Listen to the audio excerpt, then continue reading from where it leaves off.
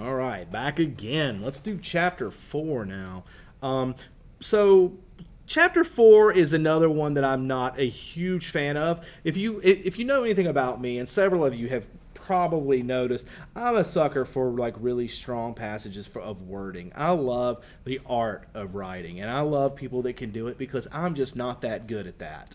And I think that the short, like really beautiful sentences are just something to admire. And it's like, I'm a music guy too, and I love all kinds of music. But if you can get that amazing guitar lick or that beautiful solo, it makes the song great. Well, Fitzgerald just nails the writing solos in this book. He really does. Now, that being said, chapter 4 not as filled with them, but there's still some cool stuff. So, very short amount of notes, although this is a longer chapter than some of the other ones, but still, it's a lot of plot stuff, and I'm bored by plot. And I realize that that's a horrible thing, but so many books and movies cover similar plots. It's just, we got a love triangle type thing here, whatever. It's been done, but just the thematic things, the other things that Fitzgerald are doing is what makes this book brilliant. Honestly, if it wasn't for that, this book would have disappeared with time. So it's impressive. So let's knock some of this plot out, because you got to have that too. It's just kind of a necessity. So we're going to start with another rumor. We've had a lot of rumors about Gatsby, about him killing people, about him being a German spy. Now we get that he's a bootlegger. Well, yay, finally we got one right, because that is exactly what he is. All right. Now, while it doesn't come directly out and say that, there's enough hinted at that you can pick that up in this section, okay? So there's a weird section here where just lots of names of people and some somewhat flippant discussion about them comes from the mouth of Nick here. But just these are a bunch of people that show up at Gatsby's parties. It's pretty boring, to be honest with you. It goes on for about 3 pages. It says, I'm sure there's something to be dissected here, but just not for a high school class. Honestly, it's probably veiled critiques about the lives of your average wealthy person.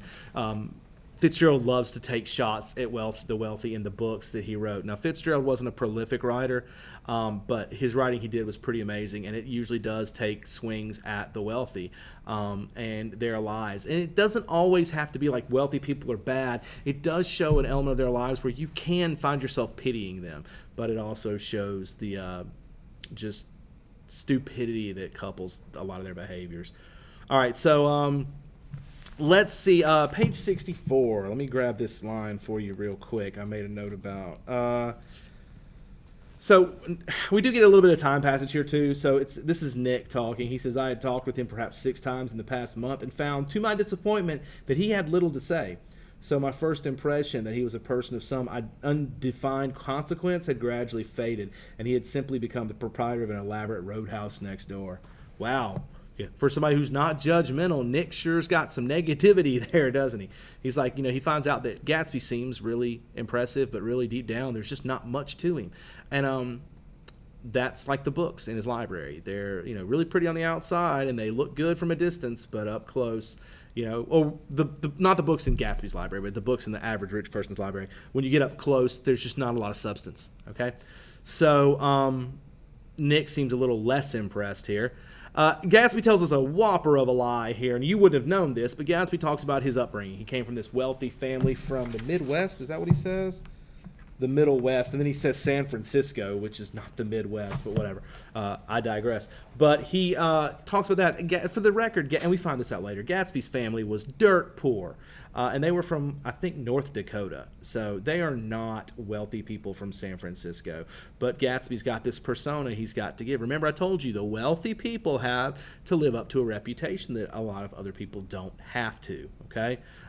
So why lie about it? Well, he's trying to, if he says, again, common sense says if you said, I came from a dirt poor nothing and rose to being this wealthy person, you should be more impressive than someone who just happened to be born to the right mother and father and was inheriting money. But he's realized, and we find out later why, he's realized that hard work doesn't get you into these circles. So it's pretty sad.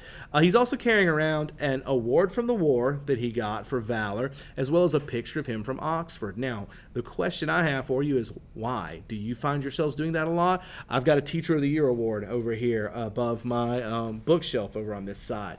I don't take it in the car with me when I go on trips. I'm very proud of it, but I don't feel the need to carry it around and show it off. I've got my School Teacher of the Year award up there next to my State Teacher of the Year award. Again, don't take it around with me everywhere. I've met some really famous musicians. I don't have the pictures in my wallet to show off. So why is he doing this? Well, Gatsby is trying to impress Nick because he's about to ask Nick to do something for him. Actually, he's not got the guts to ask Nick. He's about to tell Nick, hey, Jordan's got a favor to ask for me of you. So, again, kind of Gatsby is not the romantic and cool figure that some pop culture presents him as, to be honest with you. Also, we have this really weird scene where a cop pulls them over. Gatsby shows him something. We don't really know what it is.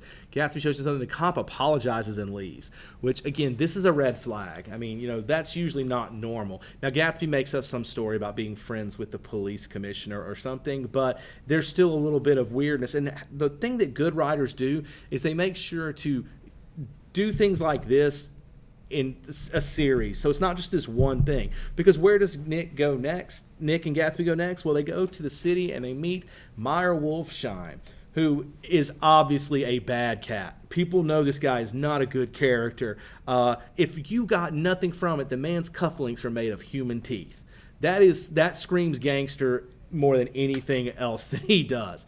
So the fact that the cop lets him go and then we immediately find him meeting with this gangster who I believe is probably based off of a real life man named Arnold Rothstein. So we automatically see that, Gatsby's probably involved in something shady. And again, like I told you, it is bootlegging. We're going to get that later in the novel. As they're getting to Wolfsheim, I forgot to mention this, there is a scene where as they go over the bridge, Gatsby makes a comment about anything can happen now that we've slid over this bridge, and we learn even Gatsby can happen.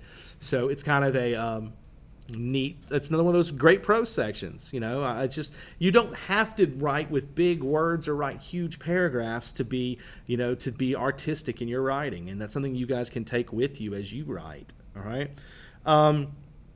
While they're with Wolfsheim, at some point, Wolfsheim tries to offer Nick a job. Gatsby intercedes and shuts that down really quick because he's protecting Nick. He doesn't want him involved in this part of his world. But it's not because of his selflessness and because he's friends with Nick. It's because he doesn't need Nick learning what he really does, because that might change Nick's view of him. And if Daisy finds out, then he'll never achieve what he's trying to achieve. Okay, at this point, just conveniently, Tom Buchanan appears at the same restaurant, and Gatsby is introduced to him. Nick introduces them, and at that point, Nick turns his back for 2 seconds, and Gatsby books it. He's out of there. Gatsby wants nothing to do with Tom. He needs to, in every way possible, deny Tom's existence, to be honest with you. Okay, then we get a cool flashback. And a flashback is how first-person narration tells you more exposition once you got into a point where you really can't add that into. We could have told this story starting from Gatsby and Daisy's first meeting. Why? Because Nick wasn't there.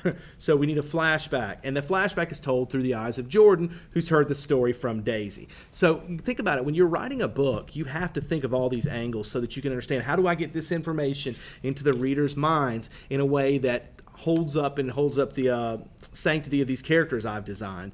Bad writers don't do that, and their books don't make it. But good writers cover every base, and that's what Fitzgerald's doing here. But we get this flashback to Gatsby as a soldier and Daisy, and it really seems like they're in love here. Now, I'm putting this in the concept of young love. You see somebody, love at first sight, the butterflies in your stomach, all of that stuff that goes with romantic poetry and movies. The stuff that, yes, exists, for sure. That's not meant to be insulting and saying this stuff isn't real, but what it is it's not substantive. There we go. It doesn't last. That stuff, no matter how great it is at the beginning, eventually fades. And it happens for them when Gatsby has to go off to the war. And Daisy has her little fling where she's being rebellious, but eventually she comes around to the fact that she has a duty. She has to marry another old money person, and they have to continue being rulers of the world in their palaces. So she ends up marrying Tom. On the surface, she seems really happy, but on her wedding day, we see that she is not happy. So you can tell she still has something for Gatsby. She ends up getting married. They go on their trips. They have a kid, and she continues to put on this happy face. But you do get this vibe that she is missing Gatsby. And guys, again, this goes back to what I talked about in, I believe, chapter 2, when you have the wealth is a benefit and it's a freeing device, but it's also a set of handcuffs, because you're now, certain things are expected of you, and if you don't do them, then you now fall out of this old money category, and you may still be wealthy, but you won't be accepted. You're on the outside of that, and for these people, that high society means a lot to them. So at this point, we learn what Jordan was supposed to ask Nick.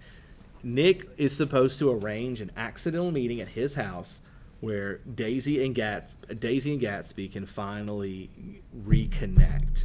All right? Now, at this point, a lot of people reading this, whether you're watching the movie or reading it, you may think this is such a romantic book. Gatsby has bought the house across the bay from Daisy, and at night he stretches his arms out towards where she lives. He has thrown these magnificent parties on a weekly basis, hoping to run into her, and so they can, maybe meet.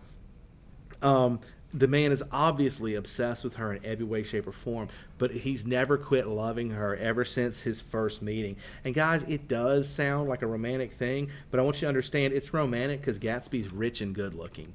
All right? This same story changes drastically if Gatsby's poor. If he's George Wilson, it's no longer romantic. It now becomes a horror story filled with a stalker, Saw-like stalker, who, is just looking in your window constantly, and it becomes a terrifying story. So, there's a fine line between these two things, and it's really interesting when you look at this book and you really start to analyze Gatsby's character. He's a scary individual. The fact that he's gone to these great lengths to be with Daisy is not romantic, it's obsessive. And there's a fine line between romantic and obsessive for a lot of us. And if in the movie it's not Leonardo DiCaprio and it's Seth Rogen, and now is a creepy guy. But since it's Leonardo DiCaprio, all the girls swoon and think it's cute. All right. If Mr. Morris is doing this, he is arrested, and there is now a big dot over his house. So understand that there's something not right about Gatsby for sure, all right? This is not meant to be a romantic story. People take it as such, but in my opinion, there's so much more to it than that. All right, well, that ends chapter 4. We managed this one under 12 minutes, so you guys, I'm getting there, man. I really am. So anyway, I don't have chapter 5 notes yet, so I'm going to start working on those and hopefully get that knocked out before Monday, where I will post all of these videos. Chapters 1, well, 1's already up, but 2, 3, 4, and 5 hopefully will be posted for you, maybe even 6, and they'll all be up so that you can study them and be ready for the next week when we cover all of these kind of in a rush. So anyway, I hope you enjoy this. I hope these are helpful. They may or may not be. I know that's kind of disjointed. I know I'm all over the place. Excuse me, but the fact is that I've got notes here that are just hitting the high points chronologically as they come up. You're still responsible for the reading and for being there for class discussions. If you're out and miss the class discussions, this is a good way to get caught back up on the main points. All right, and that's all it is. Still responsible for the reading on your own. So anyway, I hope you guys have a wonderful afternoon and evening, and I will see you back here for chapter 5, where I'll be wearing a different colored shirt again. So you guys have an amazing evening.